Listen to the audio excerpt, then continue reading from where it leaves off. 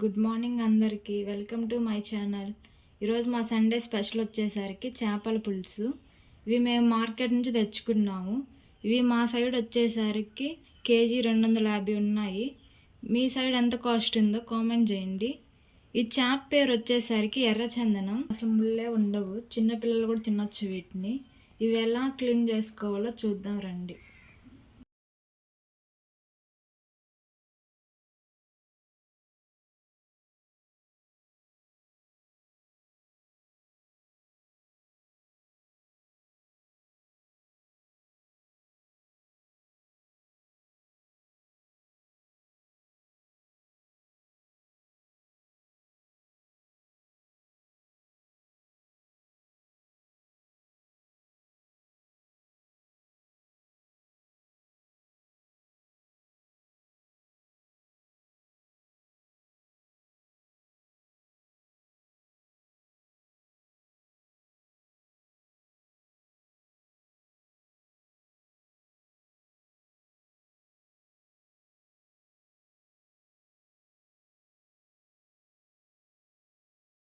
ఈ నెయ్యి మేము ఇంట్లో తయారు చేసుకున్నాము. ఇది 10 డేస్కి ఇంత వచ్చింది మాకు. దీన్ని మేము కరిగించి స్టోర్ చేసుకుంటాము. అప్పుడప్పుడు వేడి అన్నంలో కారపొడి పచ్చడి వేసుకొని తింటే చాలా బాగుంటుంది. చూడండి, రంగు కానీ స్మెల్ కానీ ఎంత బాగుందో. టేస్ట్ కూడా చాలా బాగుంటుంది. ఈ వీడియో మీకు కావాలంటే కామెంట్ చేయండి, ఎలా తయారు చేయాలో చూపిస్తాము వీడియో చేసి. ఇది బయట కొనాలంటే చాలా కాస్ట్ ఎక్కువ ఉంటుంది, ప్లస్ క్వాలిటీ కూడా అంత బాగుండదు. కాచి పక్కన పెట్టుకొని ఇలా వడగట్టుకోవాలి.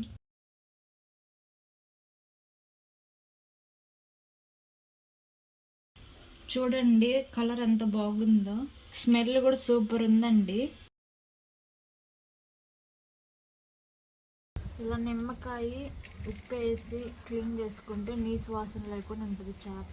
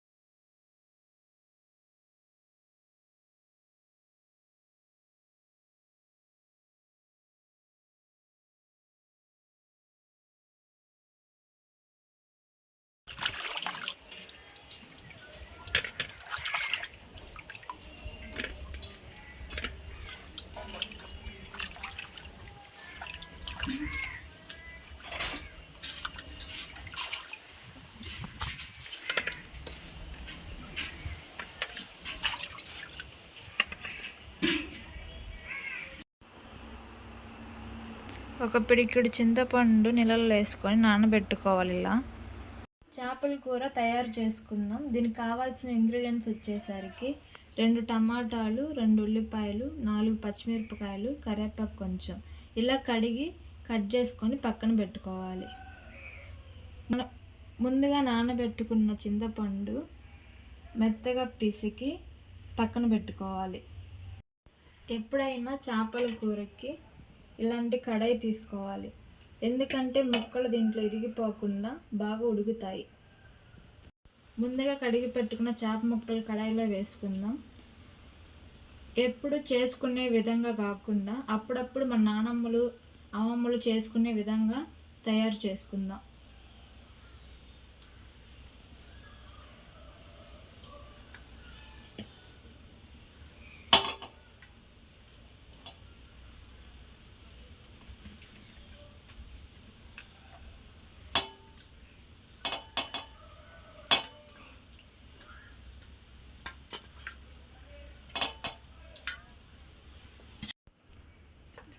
తర్వాత కట్ చేసుకున్న టమాటా ముక్కలు వేసుకోవాలి.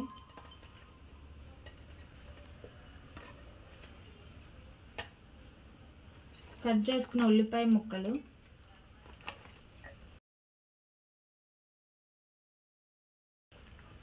కట్ చేసుకున్న పచ్చిమిరపకాయలు,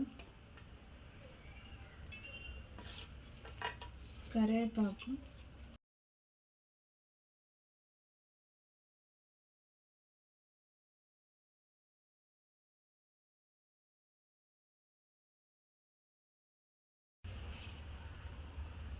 3 స్పూన్స్ ఉప్పు,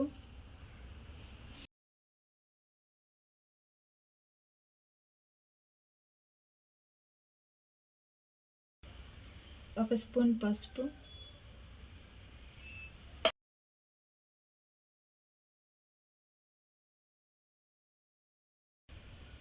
కారం,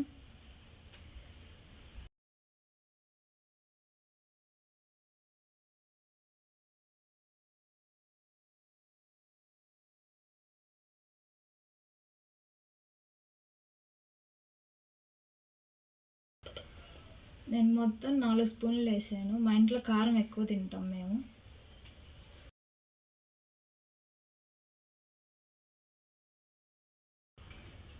అల్లం పేస్ట్ 1 స్పూన్,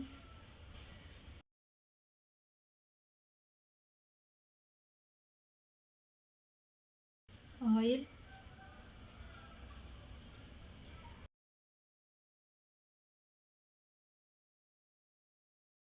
మూడు స్పూన్లు వేసుకోవాలి.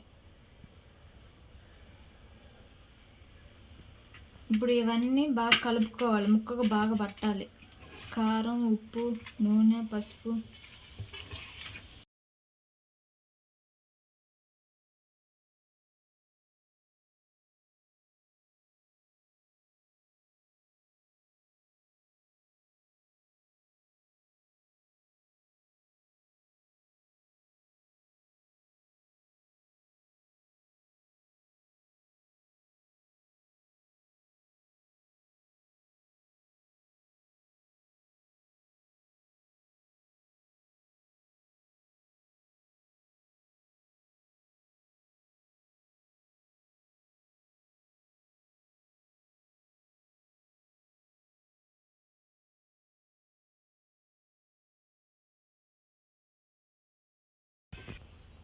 ఇలా కలుపుకున్న ముక్కల్లో చింతపండు పులుసు పోసుకోవాలి.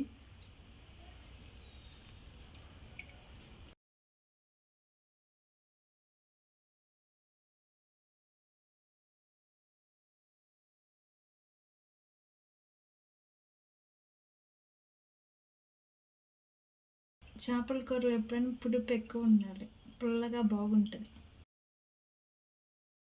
మళ్ళీ చింతపండులో నీళ్ళు వేసుకొని కలుపుకొని పోసుకోవాలి.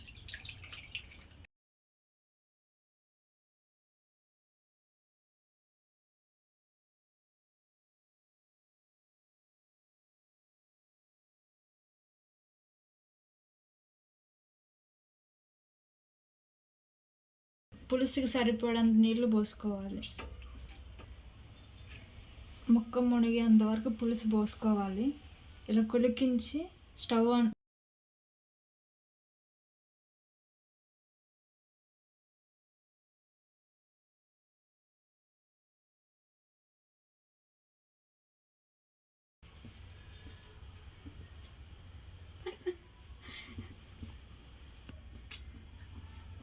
మూత పెట్టుకొని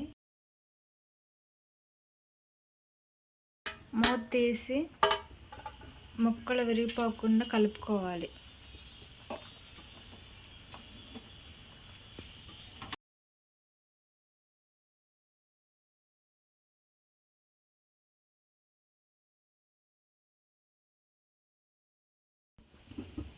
ఒకసారి మూత తీసి చూసుకుందాం.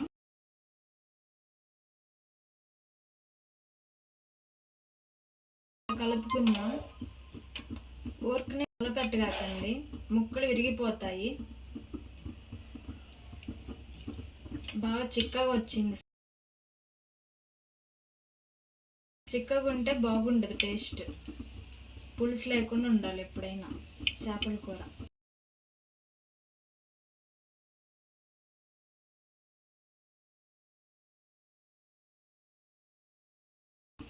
దీంట్లో మెంతి పొడి వేసుకోండి కొంచెం.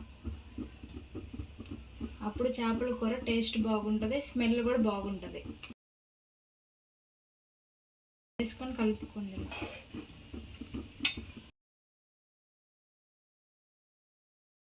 స్మెల్ మాత్రం సూపర్ ఉంది ఫ్రెండ్స్.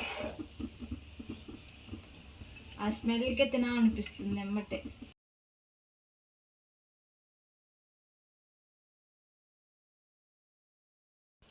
లాస్ట్లో దించే ముందు కొత్తిమీర కొంచెం వేసుకోవాలి పైన.